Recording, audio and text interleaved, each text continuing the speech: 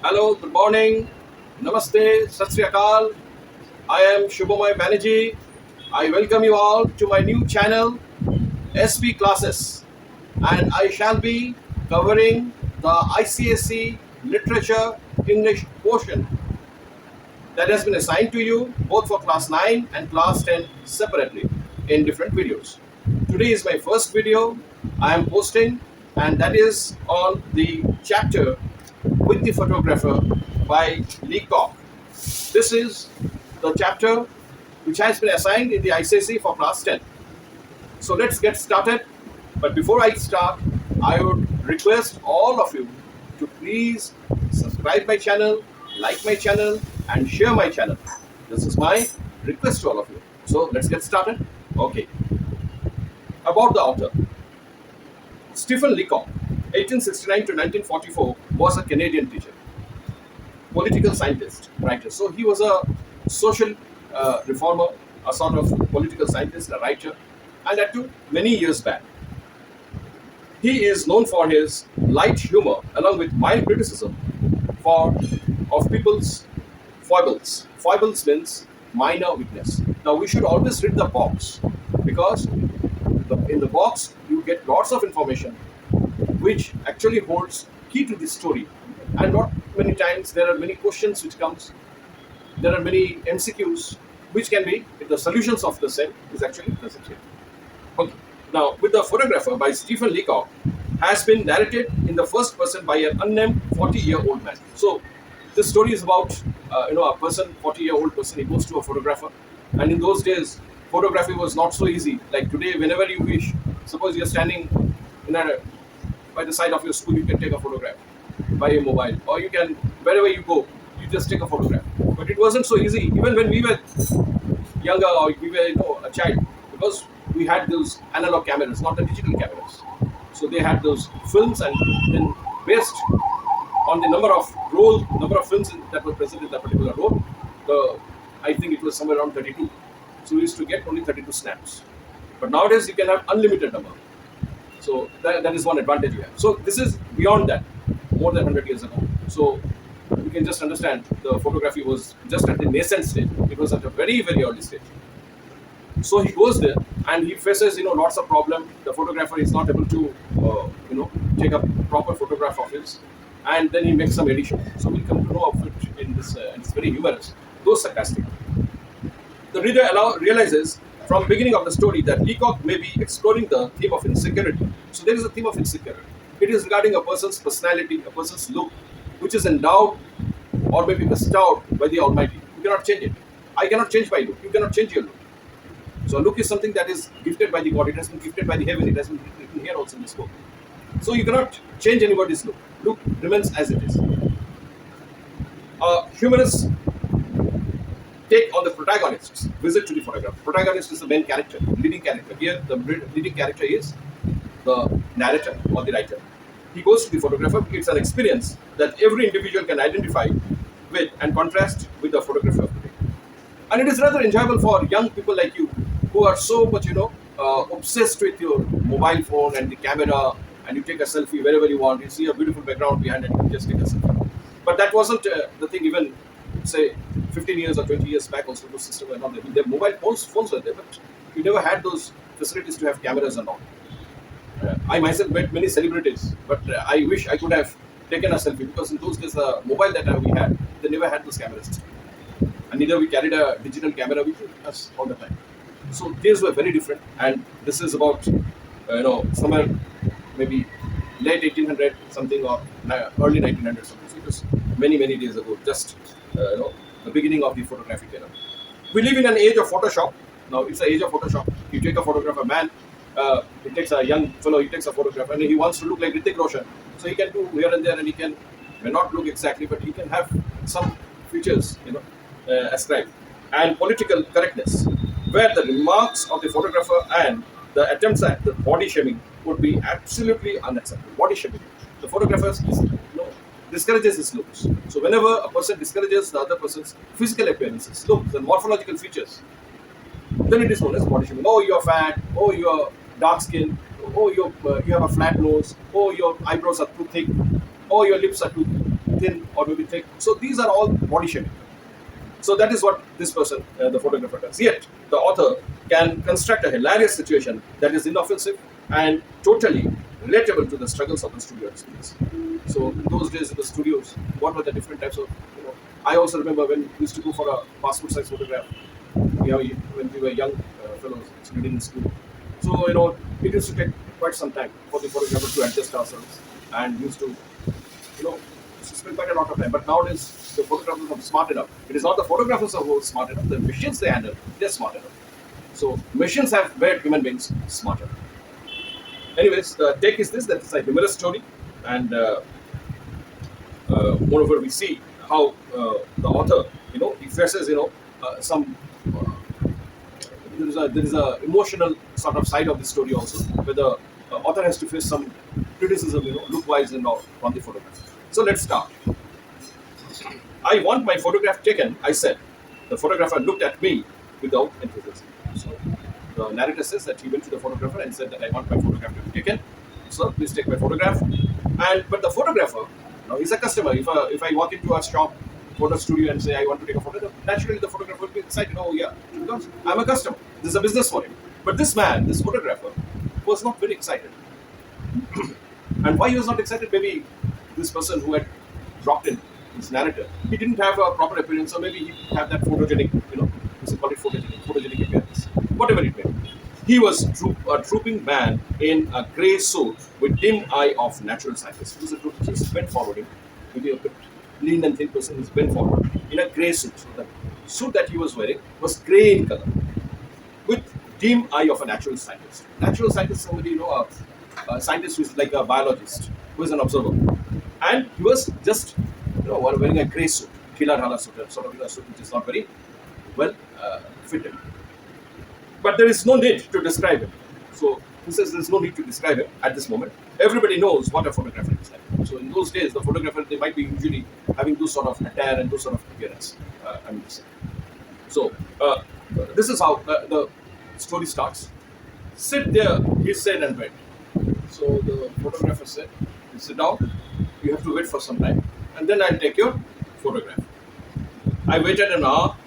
I read the Ladies' Companion for 1912, the Girls' Magazine for 1902, and the Infants' Journal of 1888. So maybe at the reception where the photographer had his shop, at the reception of his shop, he had all these 3 magazines, and all the magazines were read in the meantime by the narrator, because he had to wait. So suppose you go to a reception, when you find nothing else to do, you read a magazine, and that is what he did. I began to see that I had done an unwarrantable means something, wrong, a thing in breaking in on the privacy of this man's scientific pursuits with a face like mine. So this man was up to some work. Maybe this man was engaged in some work, the photographer, and he had really put him into some work. He had really put him into some job. Maybe his face was a difficult face, so he was taking preparations before, shooting the face with the camera. And after an hour, the photographer opened the internet. So it took almost an hour to get his machine prepared or whatever he was doing. Come in, he said severely. Severely means very seriously. I went into the studio. He walked into the studio. Sit down, said the photographer. I sat down in a beam of sunlight filtered through a sheet of factory cotton hung against a frosted skylight. So see the description it has been given. So he went inside, and when he went inside, he found that the room was not very well lit. There was a factory cotton, a curtain sort of thing, which is made out of cotton. It is white in color, and the sun rays, whatever the sunlight was coming, it was not a bright sunlight. It was a diffuse sort of sunlight, and it had a sort of frosty look. Frost, when it is frosty, so it's something not clearly visible. It is something of that sort. So it was not well lit. The photographer rolled a machine into the middle of the room and crawled into it from behind. So there was a big machine, and he crawled it from behind. So now don't confuse the camera and a machine. Okay, in those days the cameras were big unit. It was almost like a machine. It was not like like today we have a simple a mobile handset and we can just click the photos, or it's a handy digital camera of Nikon or any other brand. It was a big machine. It was a huge machine, and it had he went inside and he crawled inside and he looked into it. So he was just behind the camera.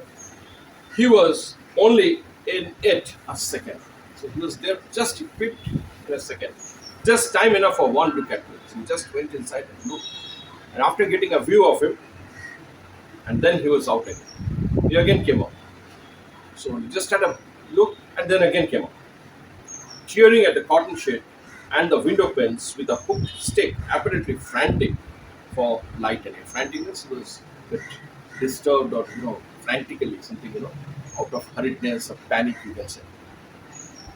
Just went inside, he had a look, and he just took a stick with a hook sort of thing, and he made some tearing of the cotton sheet and the window panes with the hook. So he made some adjustments so the light can come, because light is a very important factor for photography. That's why in film, movie shooting, whenever a film is shot, it is said lights, camera on. So light is something that's very important for any. Now I'm taking this. I'm shooting this video. Light is necessary. Without light, I cannot uh, take this video. I cannot shoot this video. So whatever is this, this light is necessary. So he adjusted the light at the desired light intensity that he wanted. Then he crawled back into the machine again and threw a little black cloth over himself. So he covered himself with a little black. If you see the olden days, some of the films, or maybe if you read some books, you'll find that the people used to cover themselves with some black cloth behind the camera and taker, so that the light will not come from here. So better, we can get a better view and whatever maybe there is. So he covered himself with a black cloth. This time he was very quiet in there. He was very quiet. I knew that he was praying, and I kept still. And he just made a very funny statement that it was as if it seemed that he was praying inside. That let a good, shot be taken. So he was just praying for that. And I kept still. So he was just sitting still, like that. No Hilda, just sitting still. When the photographer came out last, he looked very grave and shook his head. When he came out last, he shook his head and he was looking very serious. The face is quite wrong, he said. He said there's something wrong with the face. Now here starts his criticism, body shaming, that we read in the first part. That he sort of criticized in a very bad way the looks of the narrator, which he shouldn't have done. I know. I answered quietly. I have always known. So the author says, I know of it. I know. I don't have a good face, and maybe due to that you might be facing the problem. He sighed. I think, he said, the face would be better 3/4 full. So it had been a bit full, He was a lean man, the narrator. So if it had been a bit full, bit, plump, the face would have been covered with a bit of fat and all this. So maybe it would have looked better. It would more covered sort of thing. I'm sure it would, I said enthusiastically. So he was enthusiastic. He said, yes, I sure it would have. For I was glad to find that the man had such a human side to him.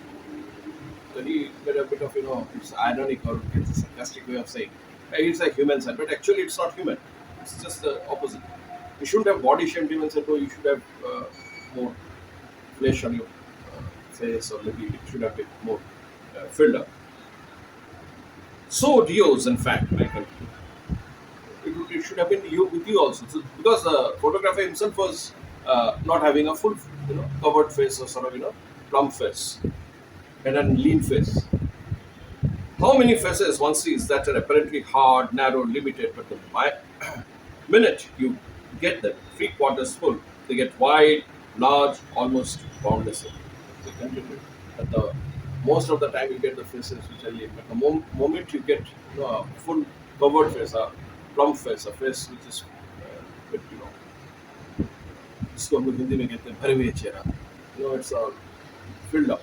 So in that case, the uh, it becomes boundless. Totally gets filled up. But the photographer had ceased to listen. He was not stopped. He didn't listen to me. He came over. He was in his own work. अपने धुन पे था. He came over and took my head in his hands and twisted it sideways. I thought he meant to kiss me, and I closed my eyes. So he started coming in and he started, मुंह को इधर उधर मोड़ना. He's trying to turn it this way, tilt it this way. And at one moment, he felt as if he's there to kiss it. So just a satirical way, a humorous way of saying. But I was wrong. So he closed his eyes. But I was wrong. He twisted my face as far as it could go and then stood looking at me. So he twisted his face and then he went back and was at different angles. He was looking at from different angles. He sighed again. I don't like the head, he said. So he doesn't like maybe the head portion of the narrative. Then he went back to the machine and took another look. Open the mouth a little. Just open the mouth a little. So you have to open up this way. So a little. I started to do so. Close it. Then again he has to close the mouth. So as the photographer was directing him, accordingly, he was changing his expressions of his face. Then he looked again. The ears are bad. Now he says, your ears are looking bad. He said, droop them a little more. Just a little more. That is, bend forward a little more. Thank you. Now the eyes, roll them in under the lids. Under the eyelids, you roll them. Put the hands on the knees. So if you put your hands on the knees, please, and turn the face just a little upward. Turn the face a little upward. Yeah. Like that. Sometimes nowadays also, if you take a photograph, the chin up, chin down. Even if you're taking a good photograph, you say just move around, just to get a proper angle. But this man was doing too much. Yes, that's better. Now just expand the lungs. Just saas bhar expand the lungs. So, and hum is heave. The neck, in the neck. That's it. And now just contract the waist. You contract the waist. Ha, and twist the hip up and towards the elbow. No, he is doing all sorts of gymnastic circus. Now, I still don't quite like the face. It's just a triple to fold. But so it's still no, it's not yet over. You have to continue doing this. I'm not getting the right desired angle that I'm looking for. I swung myself round the stool. So you just swung. Stop, I said, with emotion. I think with dignity. Now, this man was not with dignity. And it was with emotion that it was feeling bad. That this man, what he's trying to prove, the photographer. The photographer is supposed to take the photograph of a person. Now, when I take a photograph of a person, I don't expect him to be the way I desire. Because the photograph will never tell a lie. The photograph will come of that person, the resultant photograph of that person will be the same as that man's features are. So, but we don't know what this man was actually wanting. What was his desire? Because a true professional photographer would have never done such things. Anyways, now he started doing with dignity. Dignity means he has his own dignity, self-respect. This face is my face. This is my face. It's not yours. It's mine. It's mine. I have lived with it for 40 years and I know its faults. I've lived with it for 40 years and I know the faults because people keep on saying maybe your eyebrows are not proper or maybe ear is not good, your nose may not be good, your lips may not be good. As it is. So I know what my faults are, what the defects are there in my face. Everybody has some defects and plus faults. So he already knows he's a man of 40 years and he knows what problems he has, what demerits he has in his face. Phenology, we say, study of face. I know it wasn't made for me, but it's my face. the only one I have. It's not made for me. I know this is again in a satirical way. The not made for me, but I have to bear with it. भगवान ने जो ऊपर वाला ने जो दिया वो दिया, ऐसे शक्ल दिया तो दिया. So it's like that. I have to accept it. I was conscious of a break in my voice. Break in your voice as if there's a sort of emotional touch, a sort of feel a lump in the throat, a sort of as if a person is now going to cry because he was feeling insulted. Such as it is, I have learned to love it, and this is my mouth, not yours. These ears are mine, and if your machine is too narrow, here I started to rise from the seat. Ears mine, and if your machine is too narrow, it is not able to capture the entire feature of mine. Just let me rise. So he just got up. Snake. Sound is heard. Snake. The photographer had pulled a string. In those days, they didn't have the shutter, they had a string. So he pulled the string. The photograph taken, I could see the machine still staggering from the shock. And the machine was, was shaking. Hill rather. In those days, the machine was a big machine.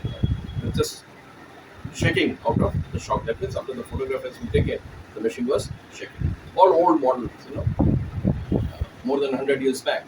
So things are very different.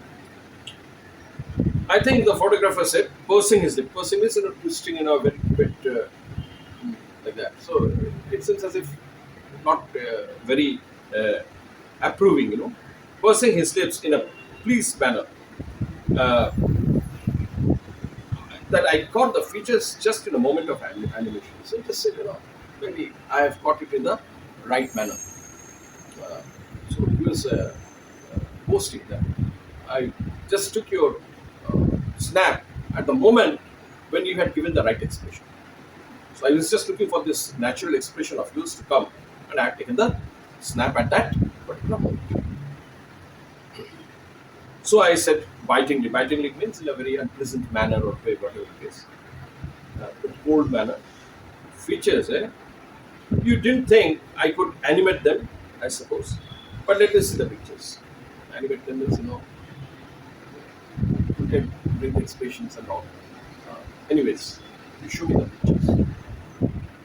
Oh, there's nothing to see yet, he said. I have to develop the negative first. Come back on Saturday and I'll let you see the proof of it. In those days, even few years back also, you had this cameras which had the reels, and you had to keep that reels after the entire reel had been finished to a studio for developing, and they used to develop that reel inside a dark room.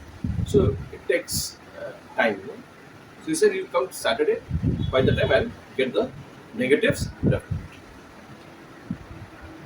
So it's not like nowadays you take a photograph and immediately you just fix it with your laptop and then, or maybe printer, and just get the thing printed.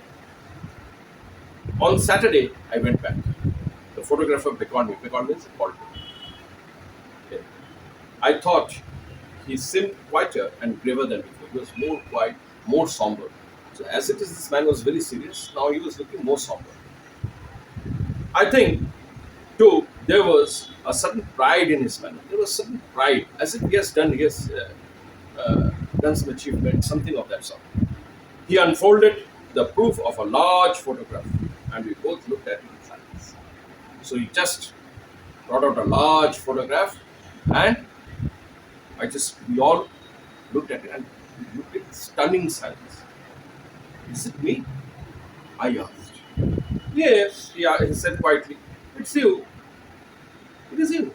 We went on looking at it. I can read this because he was not able to believe his eyes that it is him.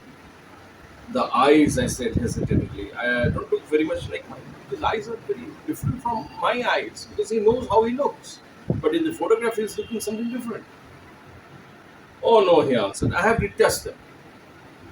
They came out splendidly, don't they? I just made some editing I have done. Nowadays we do this photoshopping. Suppose a person is dark complexion, we want to make him bright complexion. So, इधर उधर का जुगाड़. We have those systems nowadays in our camera and all these softwares and all. But in those days, they also had certain techniques by which They used to do this, editing Photoshop and sort of thing. So he said that I used one, and I've just retouched them, and then it's splendid, wonderful. Your eyes, fine. I said, but surely my eyebrows are not like that. My eyebrows doesn't look like that. My eyebrows are very different. No, eyes, eyebrows. These are the very basic features of your face. No, said the photographer, with a momentary glance at my face. The eyebrows are removed. I've removed the eyebrows. Just imagine. We have a process now that Delphi. There's a process, Delphi process in photography for putting in new ones. Some editing process, putting new ones. You edit the previous eyebrows and you just erase it and you can put it. Draw open and check and get something of that sort, up or down. You you'll notice here where we have applied it to carry the hair away from the top. So hair has been just shifted up. I don't like the hair low on the skull. So it was just low on the skull, so he just moved it upwards. Just look at his audacity, this photographer. He has no sensitivity. This shows that this photographer is, firstly, he's very unethical, because unprofessional, because a professional photographer would never play with the face of a person whose photograph is taken. Photograph is somebody's identity, self-identity. And nobody should make any distortion with that. No distortion is allowed in that. Secondly, this man is unethical because he has no sensitivity. He has no respect for the other person. He wants to do things as per his what he desires, but that is not respected from a photographer. Anyways, no, he went on. I don't care for it. I like to get the hair back on the to the superficies and make out a new brow line. So no, I don't like. So he said, I didn't like it. I raised the eyebrow. So he said, oh, you don't you? I said, oh, you don't like. So you put it like that. And he said, no, yes, I don't care because no. He says, I don't care because I want to get the hair clear to the superficie. Superficie is the surface side of the uh, outer face, on the surface, and make out a new brow line. So it drew a different eyebrow line altogether. What about the mouth? It's coming one by one. First the eyes, then the eyebrows, then the mouth. I said with a bitterness. No, he was very bitter. He was angry. That was lost on the photographer. You know, is that mine? So, he was starting to lose his cool. He said, "What about the mouth? What have you done to my mouth? Is that mine? It's little adjusted a little. It's adjusted a little." He said, "Use is too low. It's low. It's hanging." I found I couldn't use it. I couldn't use it. So it was not of no use to me. I just wanted to make it as per my own fancy. Yes, said the photographer. The years, I said, strike me a little good likeness. They are just like mine. The ears, they are quite okay. They look like mine. So you haven't done anything with the ears. Said the photographer. That's so. But I can fix that all right in the print. I can fix it all right in the print. If you want, I can make some, uh, you know, modification with your ear, some editing with your ear also. We have a process now, the sulfide. So we have a process, sulfide, by which you can print. For removing the ears entirely. I'll see if I'll see if I can. He wanted to say that, but he was interrupted. Listen, I interrupted. Now he got totally, disturbed. This customer, the narrative. So far, he was just seeing how audacious this photographer is, how rude, how insensitive this photographer is. Now he became cross with him. He got extremely angry. Listen, he interrupted. Sorry, I interrupted. Drawing myself up and animating my features to their full extent, and speaking with a withering scorn. Withering means, not very happy. Scorn means angry look or not hatredness. That should have blasted the man on the spot, and it should have blasted the man. Listen, I came here for a photograph, a picture, something which, mad though it seems, would have looked like me. It's extremely aggressive. It should have looked at like me. I came here for a photo. Why do I take my photograph? Because I want my identification on a piece of paper. How I look like, my image on a piece of paper. That's imagery. My image on a piece of paper. Exactly like I do. I don't want to look like some, maybe I want to look like Gregory Peck. But actually, if I take my photograph, I don't want to look like Gregory Peck. I would like to look myself as should my manager. That's all. So, my identification is what I am. And that is a God gift that nobody can change. So he says, no, I wanted a photograph of you. Listen, I came here for a photograph, a picture, something which man to itself would have looked like me. I wanted something that would depict my face as heaven gave it to me. I told you before. Heaven, you use the word heaven. As heaven, this as God has gifted me. God has created me in this way. It is His wish, and I'm carrying my face as per the God's. It's a God gifted from birth. This is my face, and this is my identity.